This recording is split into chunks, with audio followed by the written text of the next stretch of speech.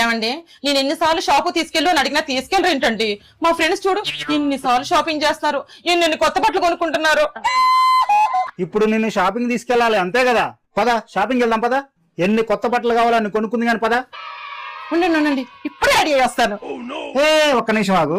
అయినా కొత్త బట్టలు కొనుక్కొని నీకు ఉపయోగం ఏందంటే చెప్పు ఒకసారి. అంటే నీ ఫ్రెండ్స్ అయితే కొత్త బట్టలు వేసుకుంటే గానీ అందంగా ఉండరే, నీకంత అవసరం ఏముంది చెప్పు? మన బీరువాలో ఉన్న పాత బట్టలు వేసుకుని అందంగా ఉంటావు, సెల్ఫ్ లో ఉన్న పాత బట్టలు వేసుకుని అందంగా ఉంటావే చెప్పు. అయినా సరే నేను షాపింగ్కి వెళ్ళాలి, కొత్త బట్టలు కొనుక్కోవాలంటే ఇదిగో కొత్త బట్టలు ఎందుకు నన్ను కొనుక్కోపో. డబ్బులు ఎందుకండి దండగా, మన ఇంట్లో పాత బట్టలు ఉండగా కదా. నీకంత అవసరం ఏముంది? వాళ్ళంటే చండాలంగా ఉంటారు కాబట్టి నీ ఫ్రెండ్స్, వాళ్ళకి కొత్త బట్టలు కావాలి కానీ. సరేనండి, సంవత్సరం వరకు నాకు కొత్త బట్టలు వద్దండి. సరేనా, నేను కడగనే అడగను, ఇంట్లో ఉన్న పాత బట్టలు వేసుకుంటారండి. Super super. నువ్వు సామాన్యుడు కాదురా.